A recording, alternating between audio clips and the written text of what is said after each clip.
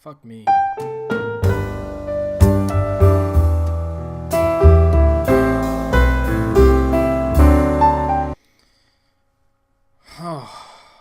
So 2 days ago, I saw this movie called The Boss. You may have seen some commercials or previews for it. It's the new movie starring Melissa McCarthy and Kristen Bell. Holy shit. Now, I don't know what happened to Melissa McCarthy. Back when Bridesmaids came out, I didn't really know who she was. I knew who Kristen Wiig was. I even knew who Paul Feig was, the director.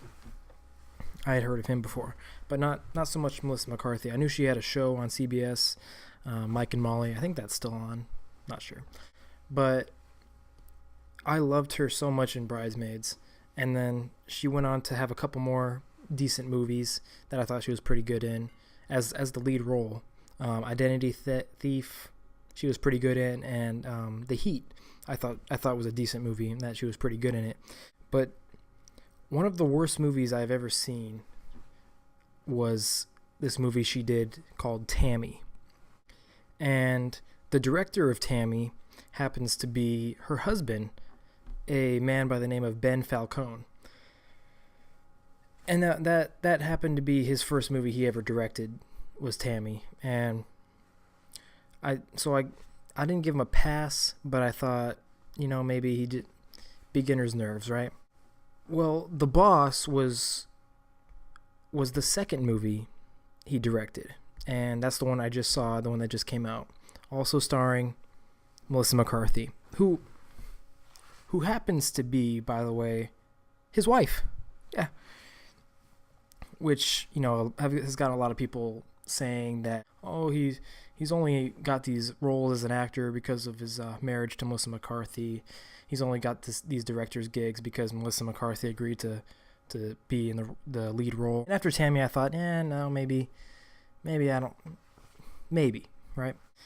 But holy shit, I just saw The Boss, and while I won't say it's as bad as Tammy, it is still a monumentally horrible film. The movie is basically about Melissa McCarthy's character, a business mogul woman by the name of Michelle Darnell, who gets arrested for insider trading and then has all of her assets frozen, all of her money's gone, and has to go live with her former assistant, who's played by Kristen Bell.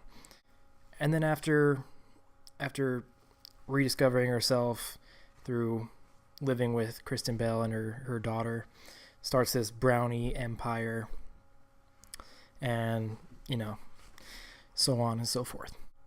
Positives of this movie, there aren't any. There are no good things about this movie. Okay, negatives time.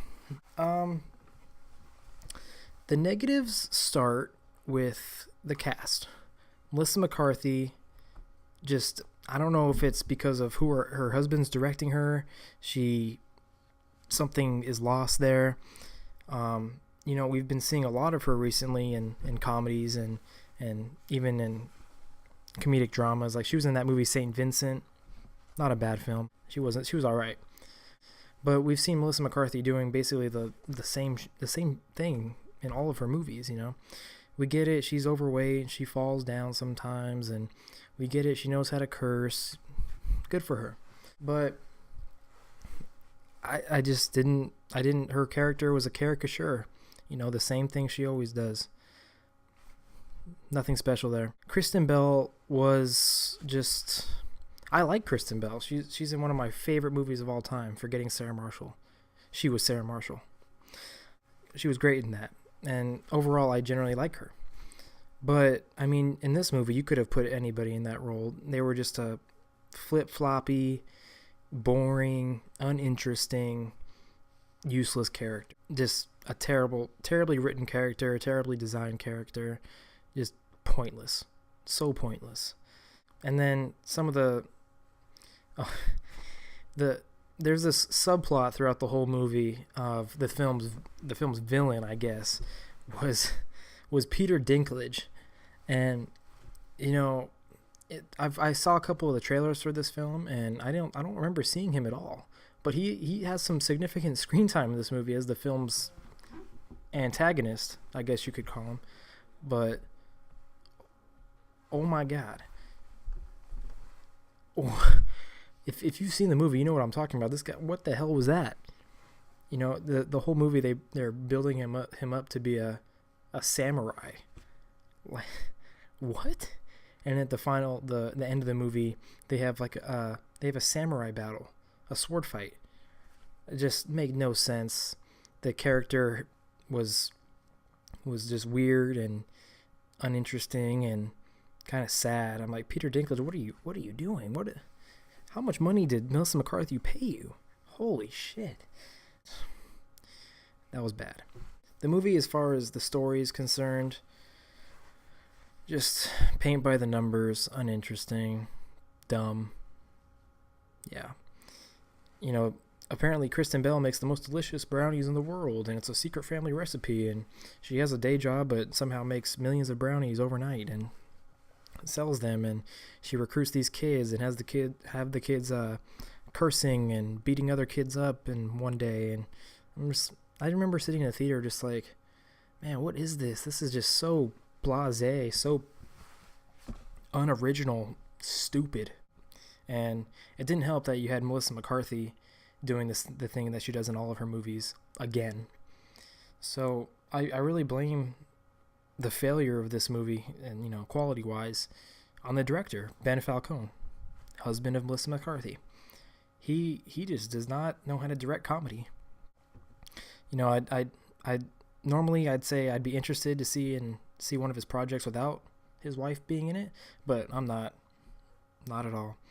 You know, after Tammy, which I think is one of the worst movies ever made, I should have just been done with that. But no, I gave the guy a second chance with The Boss and let me down again. Terrible. Absolutely terrible. No redeeming qualities about this movie. None. Not even Kristen Bell, who I like. Not even Peter Dinklage, who I like. Just nothing good about this movie. So, to recap once again, the things I liked about this movie were nothing. Things I disliked about this movie were the cast, the direction, the story, the comedy. Yeah. So, I'm going to go, out of 10, I'm going to go a 2.5.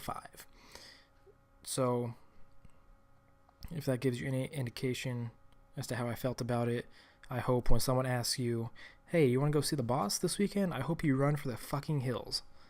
In case you haven't figured it out by now, I do not recommend this movie, and yeah. Hey, thanks for watching this video. I really appreciate it. Let me know how you thought The Boss turned out. Did you like it? Did you dislike it like I did? What do you think about Melissa McCarthy moving forward? Be sure to follow me on Twitter at Dominick Summa, or at Instagram at DomSum, DOMSUM. Also follow me on Snapchat at Dominick_Summa4.